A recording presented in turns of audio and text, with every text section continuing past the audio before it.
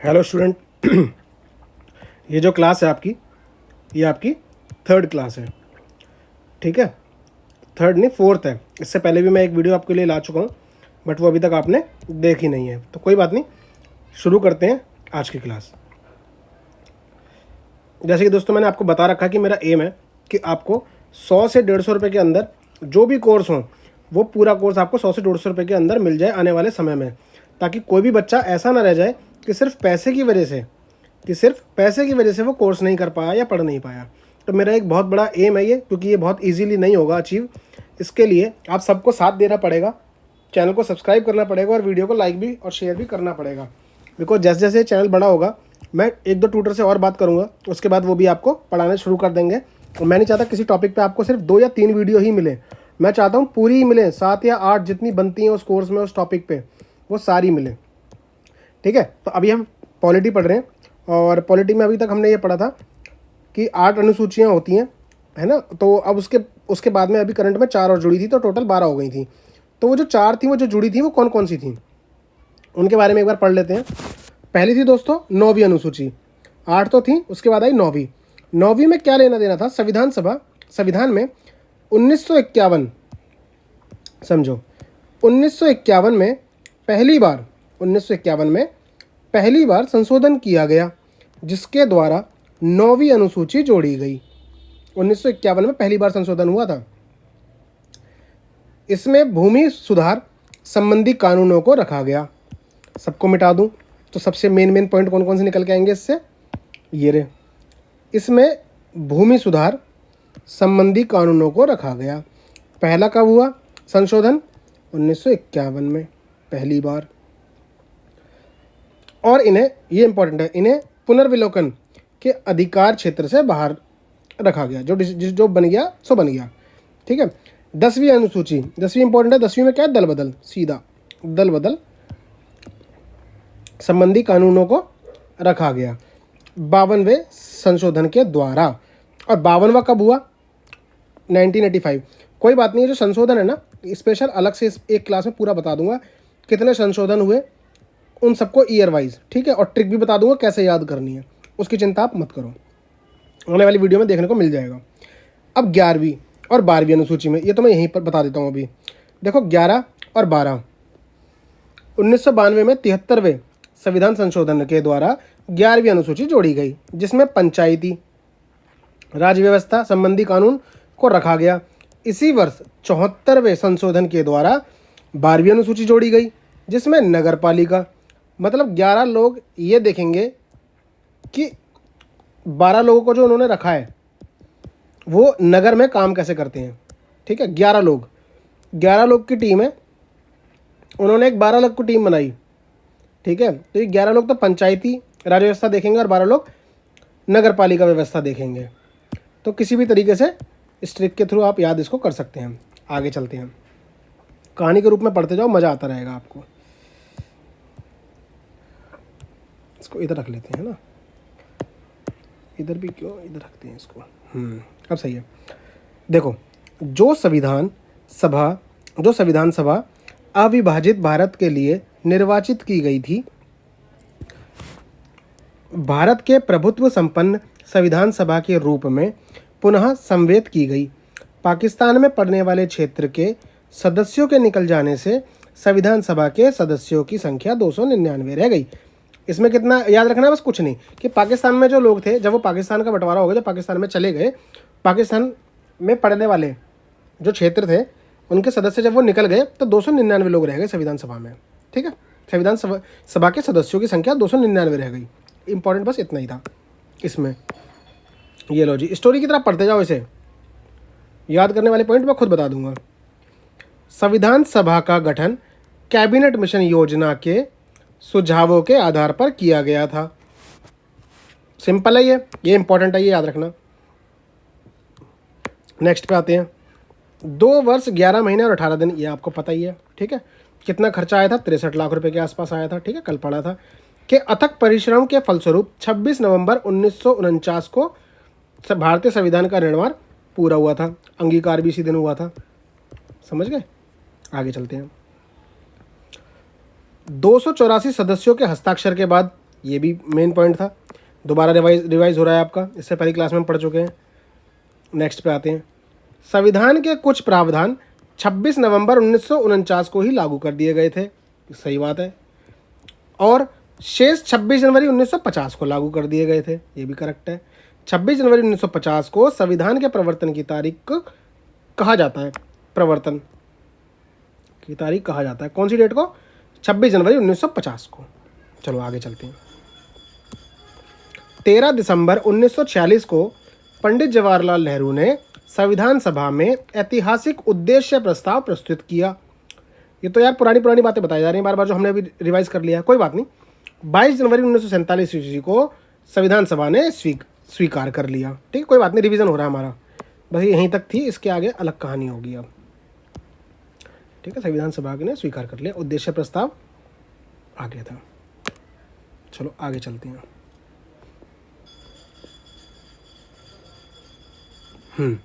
संविधान सभा की समितियां, देखो समितियां हो गई या कुछ भी हो गया, उसके लिए मैं आपको एक अलग से वीडियो ले आता हूँ ना, ट्रिक के थ्रू आपको याद करा देता हूँ। तो सेम कोई भी अगर याद करने वाली चीज़ होगी तो मैं उसके अलग से वीडियो ला दूंगा, जिससे आप आराम से याद कर सकें। ठीक है, शुरू करते हैं। संविधान के निर्माण में विभिन्न कार्यों के लिए संविधान सभा ने 22 समितियों का गठन किया। आराम समझ में आ गया होगा, सिर्फ कहानी सुनते रहो। संविधान के निर्माण में, जब संविधान का निर्माण हो रहा था तो विभिन्न कार्यों के लिए, बहुत सारे काम थे, उनको करने के लिए संविधान सभा ने 22 मीटिंग अलग अलग, मतलब 22 अलग अलग गठन कर दिए समितियों के, कि भाई तुम ये काम करोगे, तुम ये काम करोगे इसमें। ठीक है, अब आगे पढ़ो। जिसमें 10 समितियां थी वो प्रक्रिया संबंधी और 12 स्वतंत्र कार्यों संबंधी, जिनमें प्रमुख है। अब प्रमुख जो समितियां थी उनका नाम आ रहा है, जिसमें मैंने ऊपर आपको रट्टा भी मरवा दिया। संचालन कौन करेगा जी? राष्ट्रपति कर रहे थे, समझ गए, राष्ट्रपति कर रहे थे। विधि भी वही बनाएंगे जो संचालन कर रहे हैं भाई।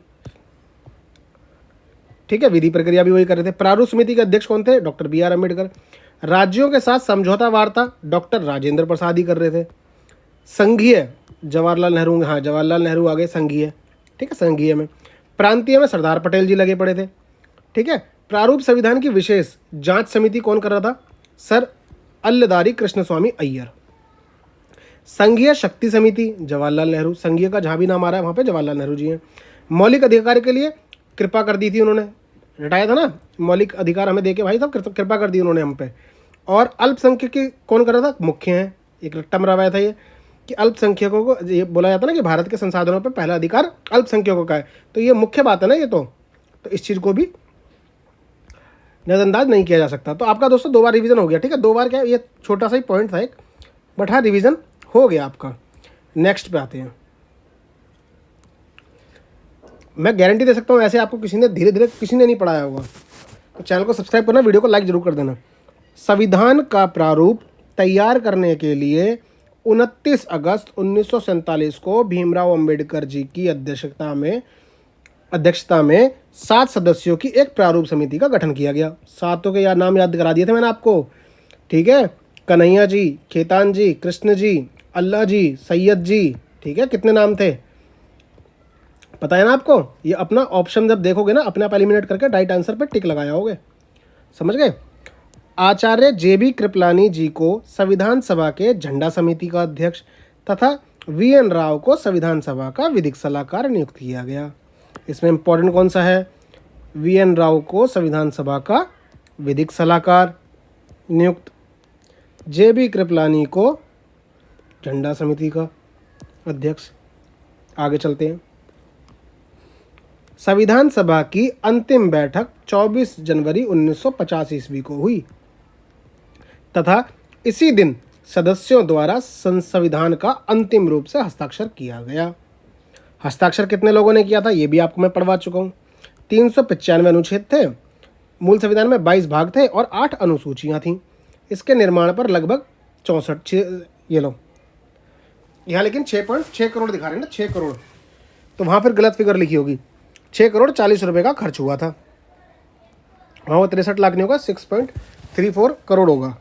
ठीक है, वर्तमान भारतीय संविधान में कुल 22 भाग हैं, 44 अनुच्छेद हैं और 12 अनुसूचियाँ हैं, जिनमें से मैं आपको ऊपर वो 8 + 4 ये वाली 4 में बता चुका हूँ। ठीक है, चलो आगे चलते हैं। भारतीय संविधान की विशेषताएं। भारतीय संविधान की विशेषताएं क्या है, अब ये पढ़ेंगे, विशेषताओं पे भी सीधा सवाल आता है। तो भारतीय संविधान विश्व का, ठीक है, सबसे बड़ा और विस्तृत संविधान है। बहुत बड़ा संविधान है दोस्तों, ये विश्व का सबसे बड़ा।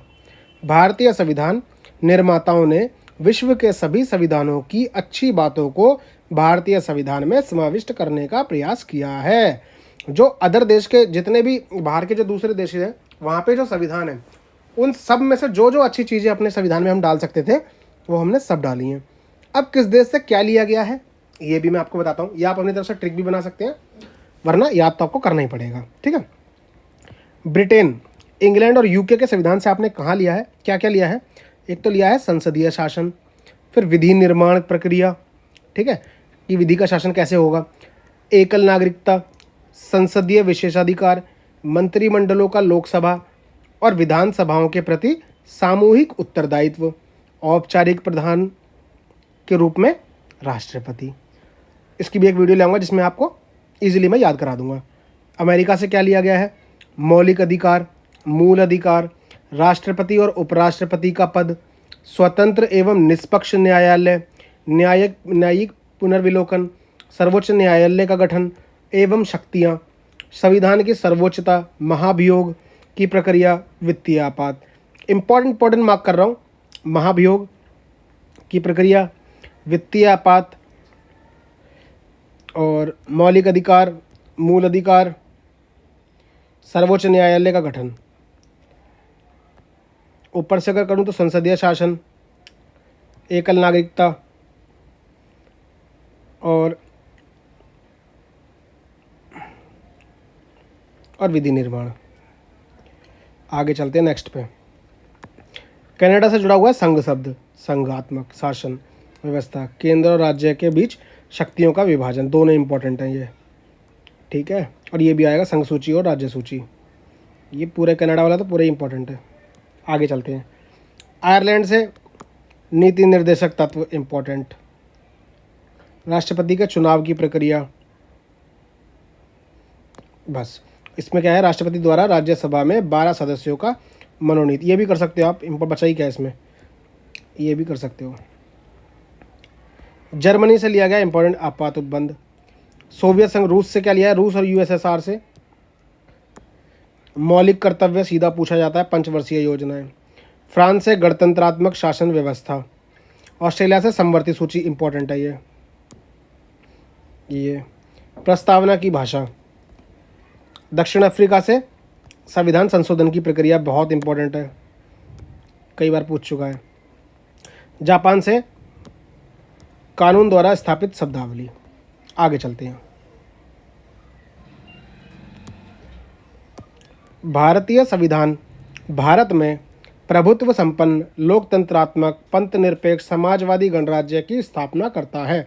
इनके मीनिंग्स भी बताऊंगा, ठीक है, आगे चल के आएगा समय। भारतीय लोकतंत्रात्मक राज्य है भारत जो है, ठीक है, क्योंकि देश का प्रशासन जनता के निर्वाचित प्रतिनिधियों द्वारा किया जाता है। जनता जिन लोगों को चुनती है वो लोग आगे चल के देश को चलाते हैं, तो ये लोकतांत्रिक राज्य है। पंथ निरपेक्ष राज्य का तात्पर्य अब समझो, पंथ निरपेक्ष का मतलब क्या है। ऐसे राज्य से है जो किसी धर्म विशेष को राजधर्म के रूप में नहीं घोषित करता। मतलब यहाँ पे कोई भी धर्म मेन नहीं है कि भाई इस धर्म के हिसाब से हमारा संविधान में कुछ अलग चेंजेस हो, कुछ नहीं है जी। यहाँ लोकतंत्रात्मक रूप से सरकार चलती है, भारत चलता है। कोई ऐसा धर्म नहीं है कि जो इतना बड़ा हो कि जो संविधान के बीच में आता हो, सबसे ऊपर जो है संविधान है, करता है, वरना सभी धर्म के साथ समान व्यवहार करता है। हमारा संविधान सभी धर्म के साथ समान व्यवहार करता है। चलो आगे चलते हैं, नेक्स्ट पढ़ते हैं। समाजवाद की डेफिनेशन समझो। समाजवाद की कोई निश्चित परिभाषा देना कठिन है। साधारणतः इससे तात्पर्य ऐसी व्यवस्था से है जिसमें उत्पादन के मुख्य साधन राज्य के नियंत्रण में होते हैं। लेकिन भारतीय समाजवाद अनोखा है, यह मिश्रित अर्थव्यवस्था पर बल देता है, ठीक है, मिश्रित अर्थव्यवस्था पर बल देता है। भारतीय संविधान ने संसदीय ढंग की सरकार की स्थापना की है। भारतीय संविधान ने संसदीय ढंग की सरकार की स्थापना की है, जिसमें वास्तविक शक्ति मंत्री परिषद के पास है, जो विधायिका के प्रति उत्तरदायी होती है और उसी के सदस्यों द्वारा निर्मित होती है। चलो आगे चलते हैं। भारतीय संविधान संघात्मक व्यवस्था की स्थापना करता है, जहां केंद्र और राज्यों के बीच शक्तियों को स्पष्ट विभाजन किया गया है। ये भी समझ में आ गया होगा संघ का मतलब क्या है, ठीक है। भारतीय संविधान की एक अन्य विशेषता मौलिक अधिकारों की घोषणा है। संविधान की एक अन्य विशेषता है कि मौलिक अधिकारों की घोषणा है। संविधान के भाग 3 में मौलिक अधिकारों का विस्तृत वर्णन मिलता है। संविधान के भाग पढ़ेंगे अभी, तब उसमें आ जाएगा। संविधान के भाग 4 में राज्य के नीति निर्देशक तत्वों का उल्लेख है। भारतीय संविधान की एक अन्य विशेषता है, इन्हें पूरा करना राज्य का पवित्र कर्तव्य माना गया है। ये क्या है, नीति निर्देशक तत्व कहाँ से लिए गए थे, तो ये इससे पहले मैं भी पढ़ा चुका हूँ, ठीक है। अब इससे जस्ट पिछली वाली लाइन में तो आता है, भारतीय संविधान लचीलापन तथा कठोरता का अनोखा मिश्रण है। भारतीय संविधान संघात्मक होते हुए भी इसमें एकात्मक लक्षणों की प्रधानता है। आपातकाल में तो यह पूर्णतः एकात्मक बन जाता है। सामान्य काल में भी केंद्रीय सरकार अधिक शक्तिशाली है। ये तो बात सही है। स्वतंत्र न्यायपालिका की व्यवस्था भारतीय संविधान की एक अन्य विशेषता है। भारतीय संविधान संघात्मक होते हुए भी एकल नागरिकता को मान्यता प्रदान करता है। भारत का प्रत्येक नागरिक केवल भारत का नागरिक है, ना कि प्रांत का। ऐसा नहीं कि कोई दिल्ली का नागरिक है, मुंबई का, नहीं, वो भारत का नागरिक है। नागरिकों के मूल कर्तव्यों का उल्लेख भारतीय संविधान की एक अन्य विशेषता है। संविधान के भाग 4 का में नागरिकों के 10 मूल कर्तव्यों का उल्लेख किया गया है। वर्तमान में ये बढ़ के 11 हो गए हैं। भारतीय संविधान की विधि के शासन की स्थापना करता है। भारतीय संविधान विधि के शासन की स्थापना करता है। भारत में संविधान सर्वोच्च है और विधि के समक्ष सभी व्यक्ति समान माने गए हैं। ये भी ठीक है। अब आता है संविधान की प्रस्तावना। तो इसमें पता है, इसमें आपको देखने वाली चीज़ ये है कि भारत की जो प्रस्तावना है, संविधान की प्रस्तावना, माफ़ कीजिएगा, तो उसमें जो लोग हैं, वो उसमें जो वर्ड्स लिखे गए हैं, वो डायरेक्ट सवाल आता है कि हमारी भारत संविधान की प्रस्तावना में कौन से वर्ड, ये इन चारों में से कौन सा वर्ड नहीं है। तो इसको बस पढ़ लेना। हम भारत के लोग भारत को एक संपूर्ण प्रभुत्व संपन्न समाजवादी पंथनिरपेक्ष लोकतंत्रात्मक गणराज्य बनाने के लिए तथा उसके समस्त नागरिकों को सामाजिक, आर्थिक और राजनीतिक न्याय, विचार, अभिव्यक्ति, विश्वास, धर्म और उपासना की स्वतंत्रता, प्रतिष्ठा और अवसर की समता प्राप्त करने के लिए तथा उन सब में व्यक्ति की गरिमा और राष्ट्र की एकता और अखंडता सुनिश्चित करने वाली बंधुता बढ़ाने के लिए दृढ़ संकल्प होकर अपनी इस संविधान सभा में आज दिनांक 26 नवंबर 1949 ईस्वी मिति मार्गशीर्ष, ये तो महीना लिख दिया है इन्होंने, ये सब लिख दिया है, ठीक है, एतद्वारा इस संविधान को अंगीकृत, अधिनियमित और आत्मार्पित करते हैं। तो देखो दोस्तों, जो मेन जो वर्ड है ना, इनको बड़ा ध्यान से रखना, ये सीधा आता है सवाल। अखंडता, समाजवादी, पंथनिरपेक्ष, संपूर्ण प्रभुत्व संपन्न, लोकतंत्रात्मक गणराज्य, ये सारे शब्द आ जाते हैं उसमें, ठीक है। न्याय, विचार और सामाजिक, आर्थिक, उपासना, कुछ भी आ जाता है, गरिमा और राज गरिमा, ठीक है। इन शब्दों में से कोई भी एक शब्द गायब कर देंगे, बाकी 3 होंगे जो प्रस्तावना में है, और पूछेंगे बताओ कौन सा शब्द नहीं है। तो बस आपको ये पता होना चाहिए कि हमने ये तो पढ़ा है भाई, इसमें ये चीज़ें तो थी। चलिए दोस्तों, बाकी पढ़ेंगे अगली क्लास में। एक क्लास में आपका ज़्यादा कहानी सुनानी बेकार है, धीरे धीरे चलते चलेंगे। तो बस अपने को सर्च कीजिए, सब्सक्राइब कीजिए चैनल को, वीडियो को लाइक कीजिए अच्छी लगी हो तो, और चैनल को ग्रो कराइए ताकि मैं अपने मन की कर सकूं। 100 से 150 रुपये में हर बच्चे को कोर्स दे सकूं, बिल्कुल प्रॉपर कोर्स, ठीक है। पूरी दम लगा दूंगा, पूरी कोशिश कर दूंगा, बस आपका थोड़ा सा सपोर्ट चाहिए। तो मिलते हैं अगले वीडियो में, तब तक के लिए keep studying, take care, bye.